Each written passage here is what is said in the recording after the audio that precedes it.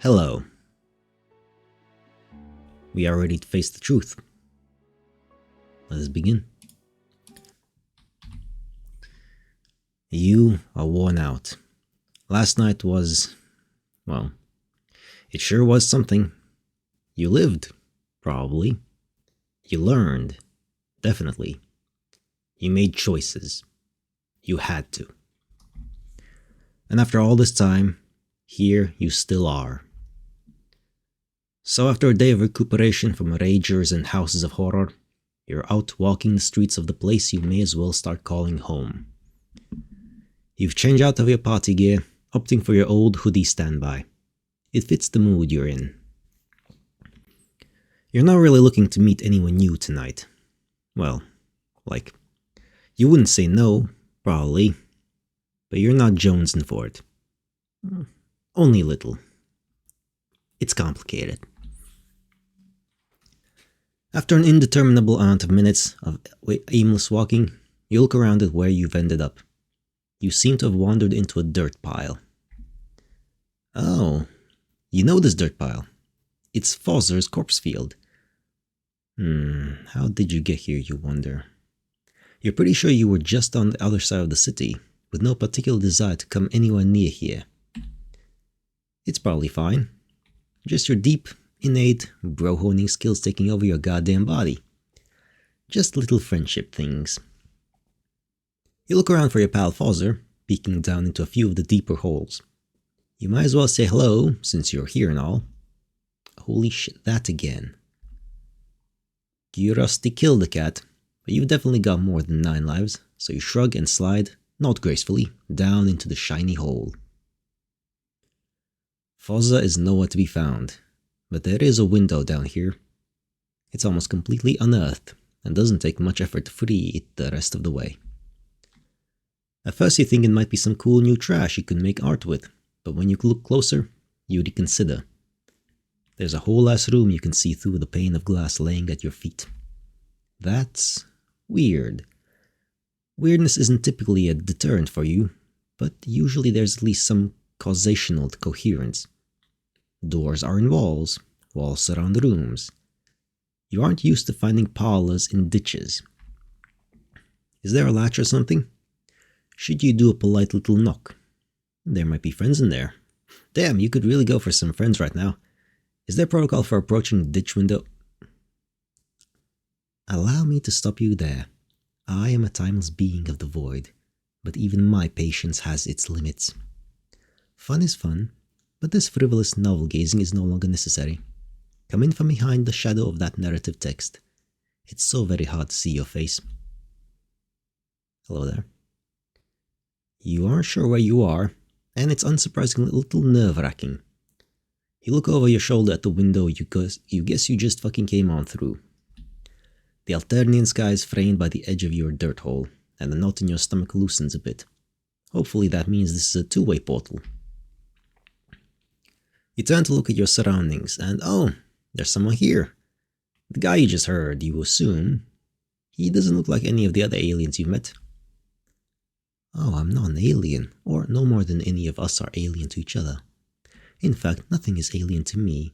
The root concept behind that term is alienation, being forced from that which is natural. Nothing is unnatural to me.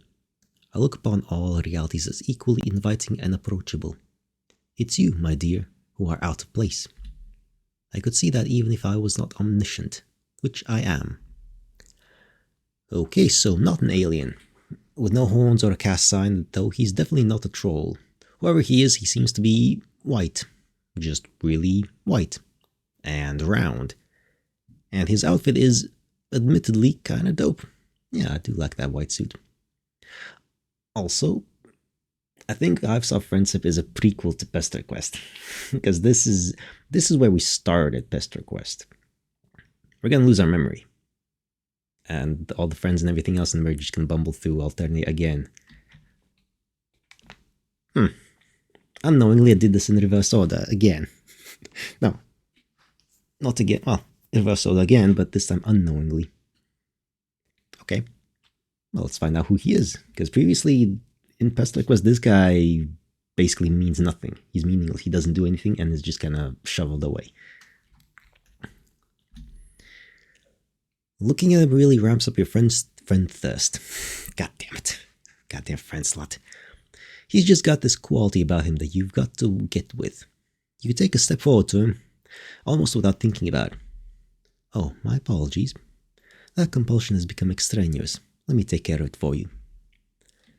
He snaps his fingers and your knees buckle. The force of the universe presses down on you like a G-force. You blink and somehow he's there immediately, arms outstretched to catch you as you fall. He steers you to a chaise lounge and you drop yourself weakly onto it.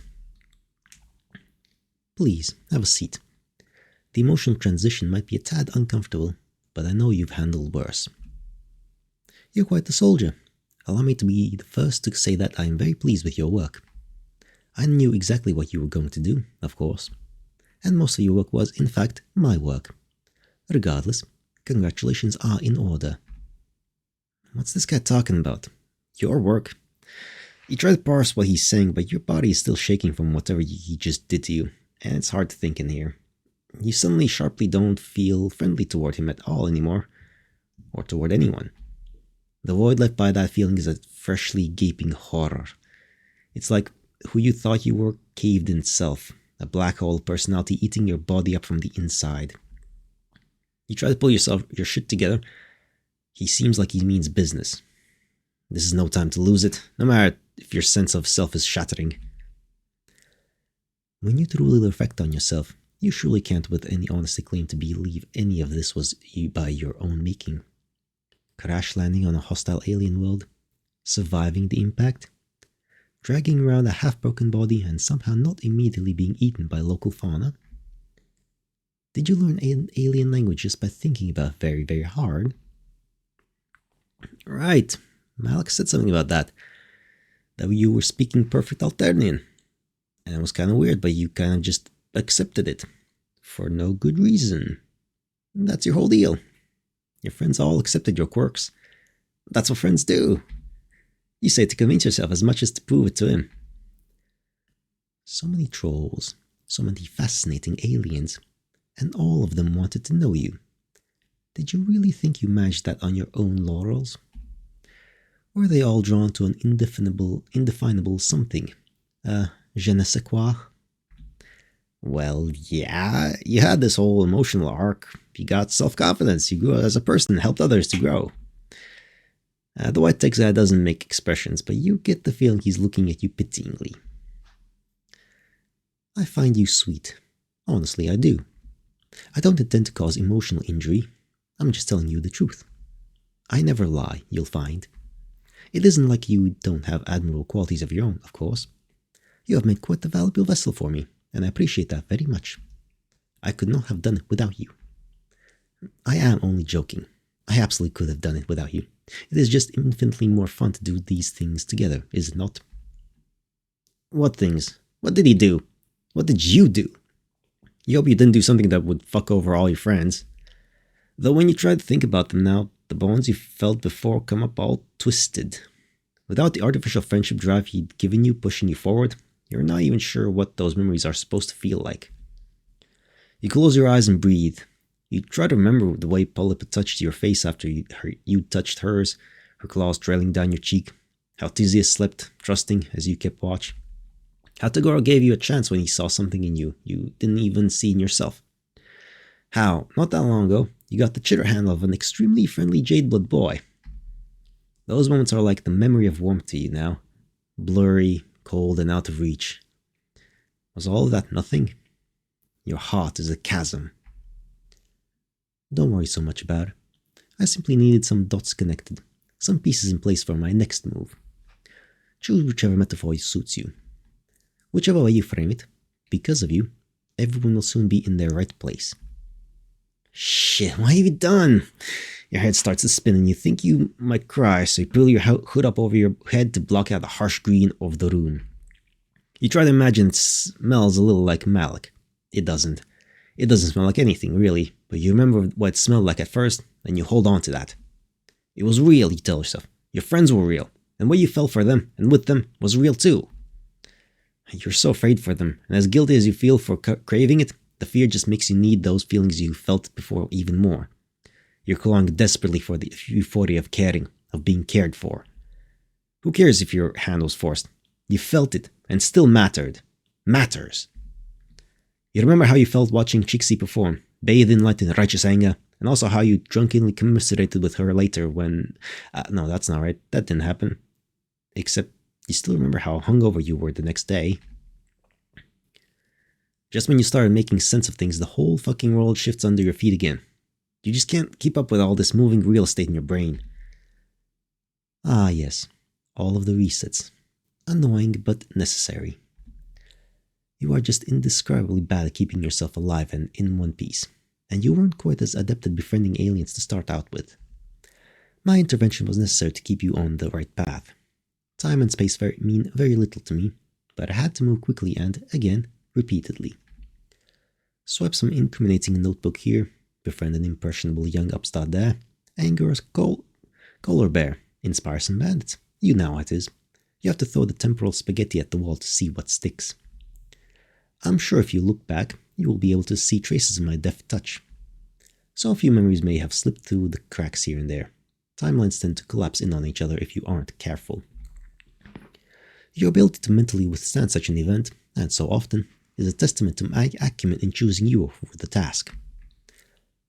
You even almost caught on a few times, which I must say I was not expecting. You almost listened to the silly little girl who likes to dress up in big coats and cause me trouble. Yeah, bold here. And as always, some bystanders end up caught in the crossfire. The one with the shovel, for instance. I doubt his mind will ever be the same. A pity. You sit up straighter and clench your hands into fists. Over the course of this pompous monologue, you've moved past fear and grief and into deep, globe-chafing rage. How dare he do this to your mind, to your friends' lives? What was so important that one with a white orb asshole had to fuck with the destinies of everyone you've grown to care about? There are answers out there, and you deserve them, and so you demand them. Adorable. Yikes!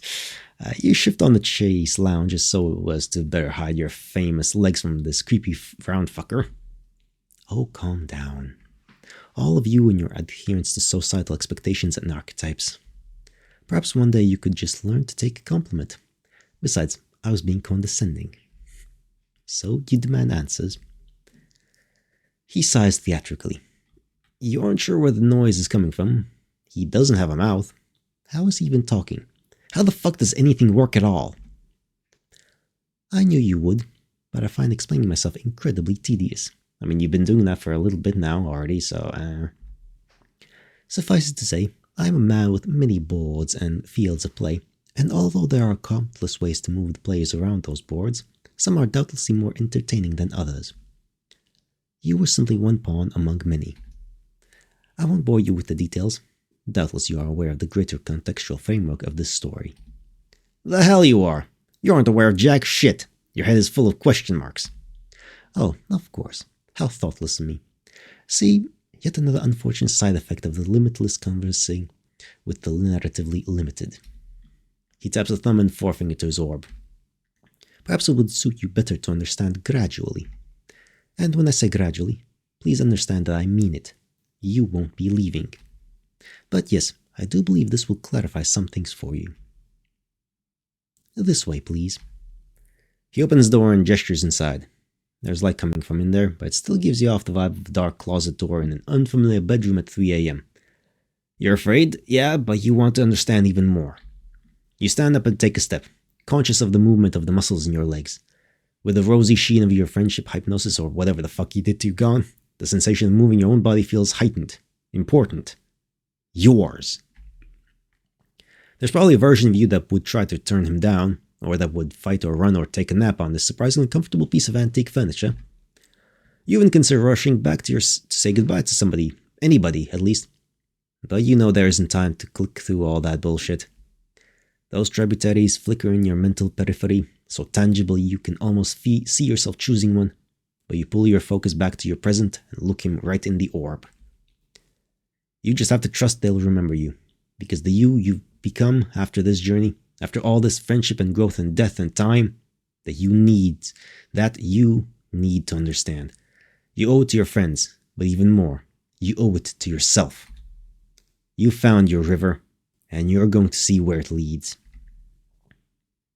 So, you follow him. Sit here, please. In the interest of expediency, I will leave you to your own devices while I go deal with an expected but entirely unwanted guest. It shouldn't be too hard to parse out the truth on your own. All you need to do is read a brief webcomic. And this is where you go and read the entirety of Homestuck. yeah, this is straight up connected. And this is... Oh, and then... and literally, in the browser, it kicks me to the Homestuck website. And there we go. And that's that. And then we got to Pesterquest, where we finished reading Homestuck and are disappointed and angered by all the things, and then load up that playlist, which I've done already. Okay, so this was Hiveswap Friendsim. Okay. Alright, this was good. I like this. This is solid. Rock solid. Excellent. That was the conclusion. I'm probably not going to go and read the Homestuck comic. Maybe, maybe not. I don't know. It's long. It's been going for, what, a decade or something? Actually, I have no idea. For a while. 2009? Is it? A while. The website hasn't been updated since 2018, it seems. Still, copyright 2018. Homestuck and Viz Media. Okay. Well. Oh, and there's ads showing, even though I have an ad blocker thingy. Which should work. Interesting. Anyway, that's not relevant anymore. So yeah, that was Hiveswap Friendsim, and that closes the loop, I suppose. In Pesterquest, we become God, sort of, essentially. We meet the creator, the writer of the visual novel, and stuff like that, and lots of meta things happen there. Technically spoilers, but this is... Anyway, whatever. Good. Very good. I enjoyed all these characters. Most of them. Okay, except Zebra. He's a fucking asshole. He can go and die in a pit or something. But Marvus. Hey, what's up, buddy? Is fucking amazing. I love that. That presentation was glorious. Nikke was great. Ardata was interesting. I liked Ardata overall. You know what? Friends. We have friends. Ardata there. Friendship. You found out that being a cerulean blood is hard and nobody understands. Yeah, there's lots of things going on there. Then the meat heaven with Demian. You discovered the simple joy of savory bun delights. Then Amicia, I think. Or there's a lot. I don't remember all the names exactly, sorry. Her muse. You inspired a struggling artist.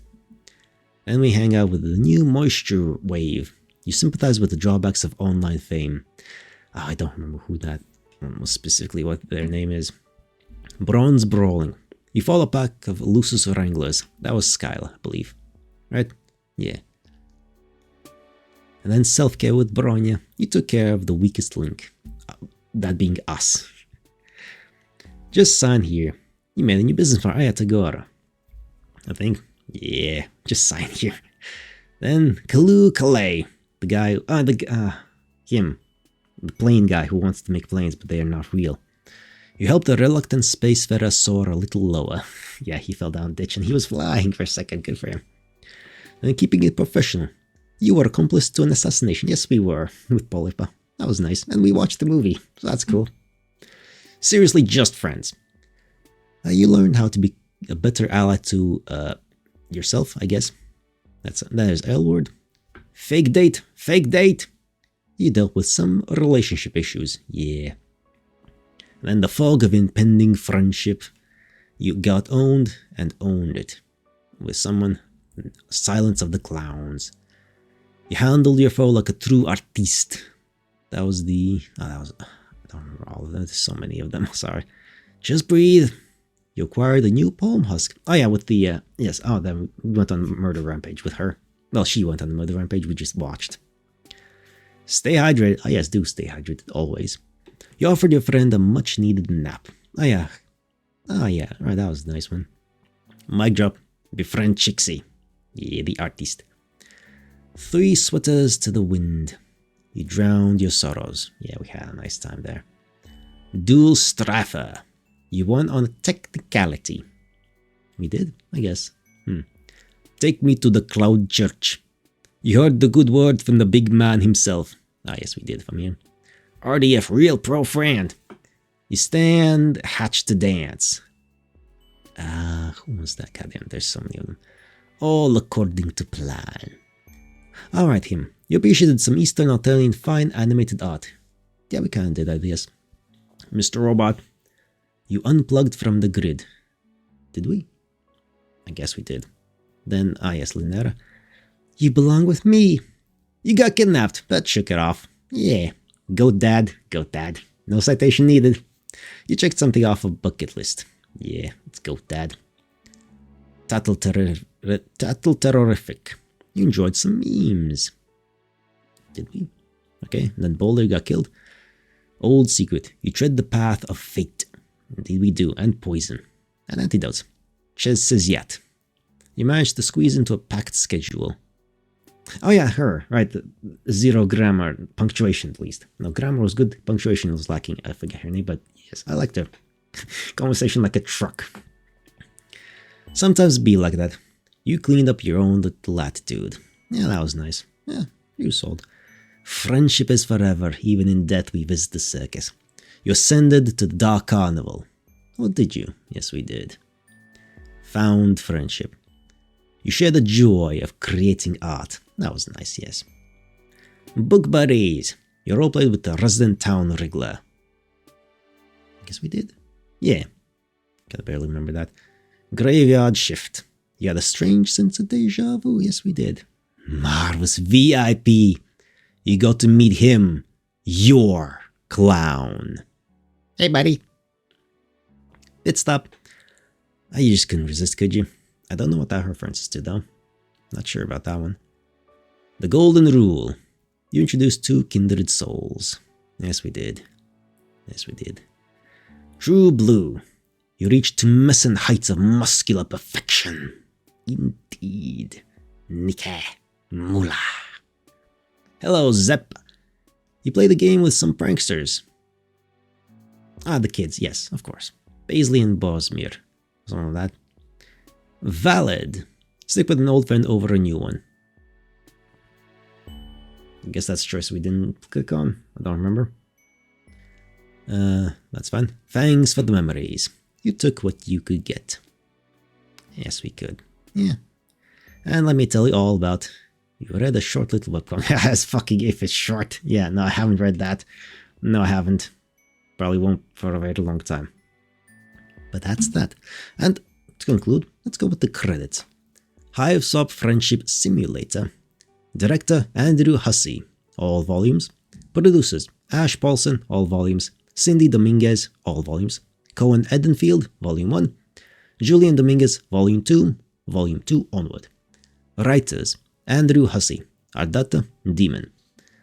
Aisha U. Farah, Amicia, Skyla, Polypa, Folkul and Kuprum, Cornel, Chixie, Chahut, Zabid, Malek, Bowler, Marsti, Epilogue. Alright, well, she was busy. C.L. Kyle, Bronya, Zebra, Ramel, Linera, Darai. Magdalena Clark, Vicar, Elwood, Zabid. Wait, who was responsible for Zebra? Zebu. Oh, C.L. Kyle. Oh god, well done. You made me hate him really, really bad. Damn, fuck me. C.L. Kyle. Good job. I hate that guy. Laylo Hunt. Tagora, Tizius, Galak, Wanshi, Epilogue. Kieran Miranda. Azdaja, Stelsa, Charun, Soleil Twins. Oh, they're called Soleil Twins. Okay. David Turnbull. Tagiri, Tirona, Nike. Good job on that one. Nike. Gize, Karako, Foza. V. Marvus, Lanky. I'm gonna call him Lanky. You can't stop me. Character artists. Danny Cragg, Volumes 1, 2, 6. Adrian Garcia, Volumes 3, 5, 8, 10 to 13, 15, 17. Gina Chacon, no idea how to spell that. Volumes 4, 7, 9. Kim Quash, I have no idea how to spell that either. Good job. Volume 14, 16, 18. Colorist, Shelby Cragg, Volumes 1, 2. Adriana Garcia, Volume 18. Background Artist, Danny Cragg, Volumes 1, 2, 6.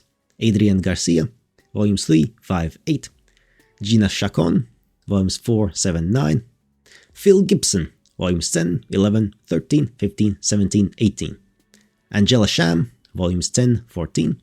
Leland Goodman, Volume 12. Kim Chwash, sorry, I don't know, I just don't know. Volume 13. CJ Walker, Volume 16, 18. Ending Illustrations, Danny Cragg, Volumes 1, 2, 6.